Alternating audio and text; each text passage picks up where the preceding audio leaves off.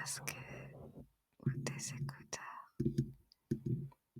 Ce soir, on part sur une lecture chuchotée.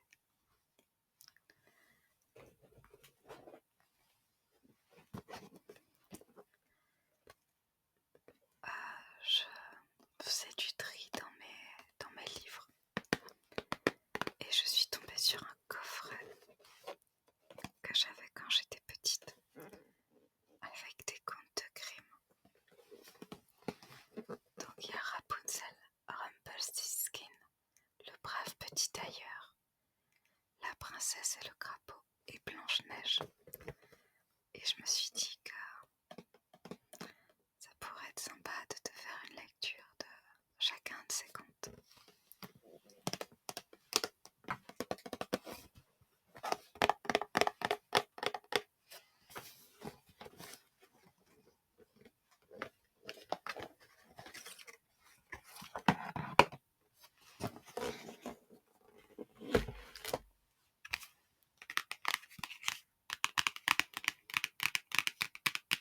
Donc ce sont des petits livres illustrés.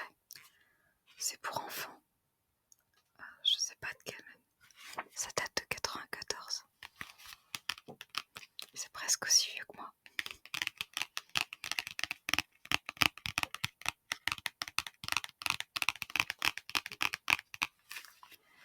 Ce soir, ça sera La princesse et le crapaud. Je vais juste bouger un peu. Hop. La princesse et le crapaud.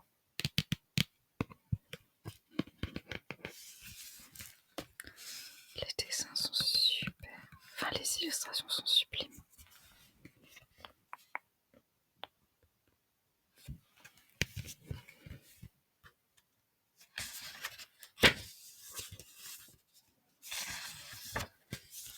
Il était une fois une princesse qui aimait beaucoup l'or. Et elle préférait par-dessus tout sa balle en or.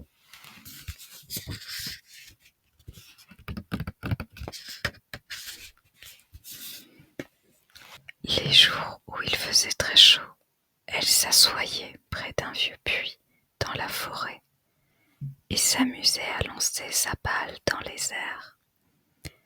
Un jour, la balle retomba dans le puits, qui était si profond que la princesse ne pouvait en voir le fond. La pauvre se met à pleurer. « Oh non !» s'écria-t-elle, tout attristée. « Je ne pourrai jamais la récupérer. » Puis elle se mit à pleurer. Soudain, une voix se fit entendre. « Qu'y a-t-il, jolie princesse ?» Surprise, la princesse regarda autour d'elle et ne vit qu'un crapaud sortant la tête de l'eau. « C'est toi qui as parlé, » répondit la jeune fille. « Je suis triste parce que ma balle en or est tombée dans le puits. Si je te la rapporte, quelle récompense me donneras-tu ? Demanda le crapaud.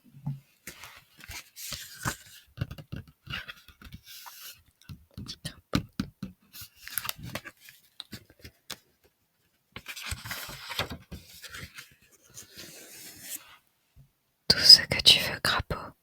Que dirais-tu de mes bijoux ? Proposa la princesse en tendant son collier de perles. Peut-être préférerais-tu ma couronne en or ? Que ferais-je d'une couronne ? Répliqua le crapaud. Je te rapporterai de la balle à condition que tu deviennes ma meilleure amie et que tu m'invites à dîner et à dormir chez toi.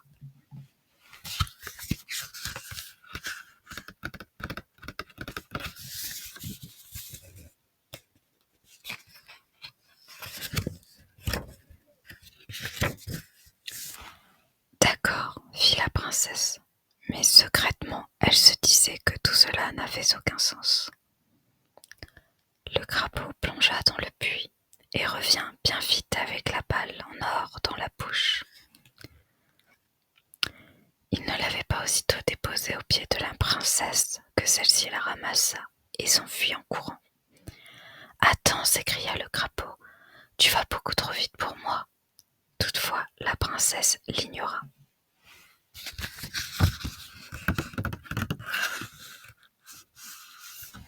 Franchement, pas très sympa cette princesse.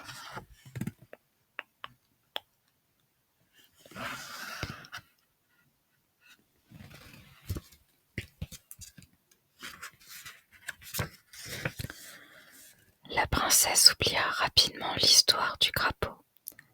Mais le lendemain, alors qu'elle prenait son repas en famille, elle entendit un bruit étrange et des pliches, plash, qui semblaient provenir des marches du parler et se rapprocher de la salle à manger. Princesse, ouvrez la porte, fit soudain une voix. La princesse curieuse courut ouvrir. Dès qu'elle vit le crapaud hideux et tout dégoulinant sur le seuil, elle lui claqua la porte au nez.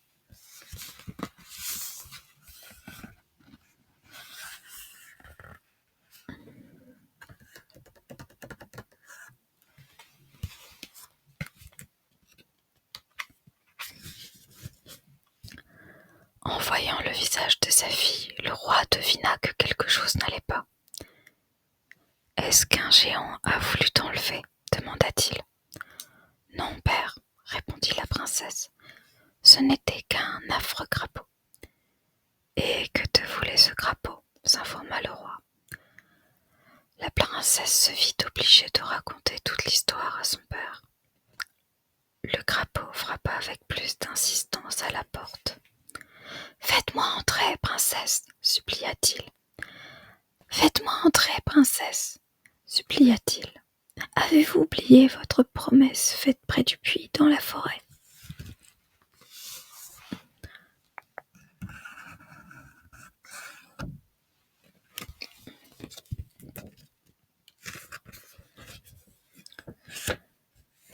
« Si tu as fait une promesse, ma fille, » fit remarquer le roi, « tu dois la tenir. Ouvre-lui la porte. » Mécontente, la princesse ouvrit la porte au crapaud. Ce dernier la suivit jusqu'à la table et lui demanda « Installez-moi près de vous. »« C'est absurde, » répondit la princesse. Le roi, son père, lui jeta un tel regard que la jeune fille fit vite monter le crapaud sur la chaise. La chaise n'étant pas assez haute, le crapaud demanda à ce qu'elle la fît monter sur la table. « Approchez votre assiette en or, afin que je partage votre repas, » ajouta-t-il une fois à la table.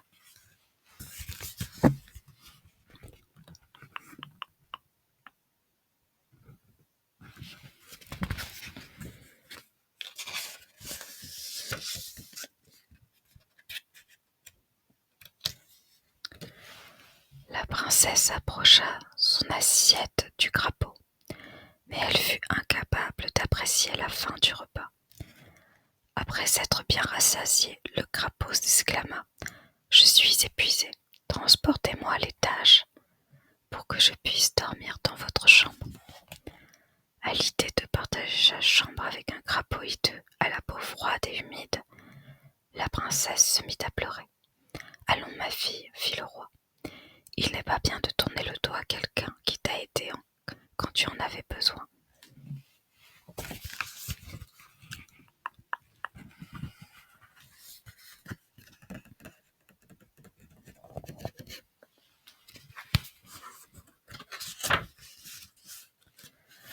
« Oui, papa, » répondit la princesse en soulevant le crapaud du bout des doigts.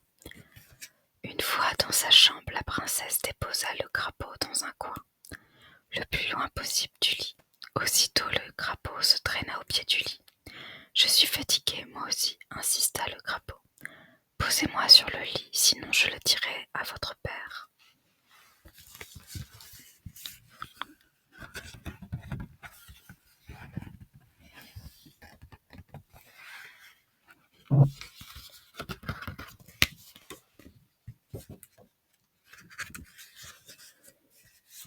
La princesse installa le crapaud dans le lit qui était juste à côté du sien, lui glissant un oreiller moelleux sous la tête.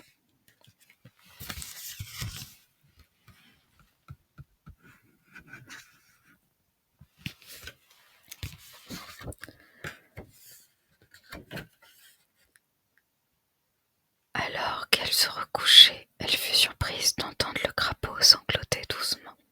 « Qu'y a-t-il maintenant, petit crapaud ?» s'inquiéta la princesse.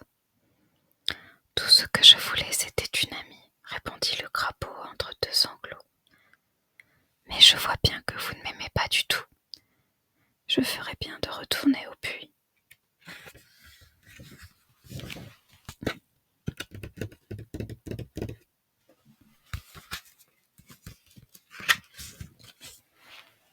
Émue, la princesse alla s'asseoir auprès du crapaud. « Je serai ton amie, dit-elle avec sincérité. Puis elle déposa un baiser sur la joue du crapaud.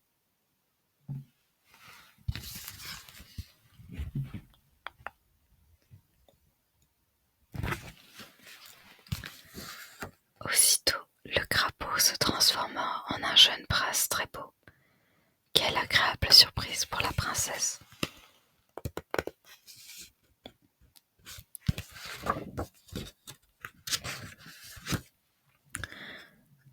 Bien entendu, le prince et la princesse devinrent très bons amis.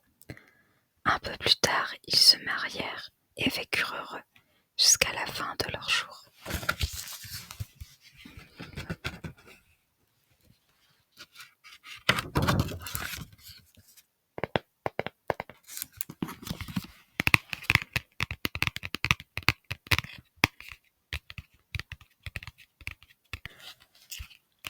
Il est temps maintenant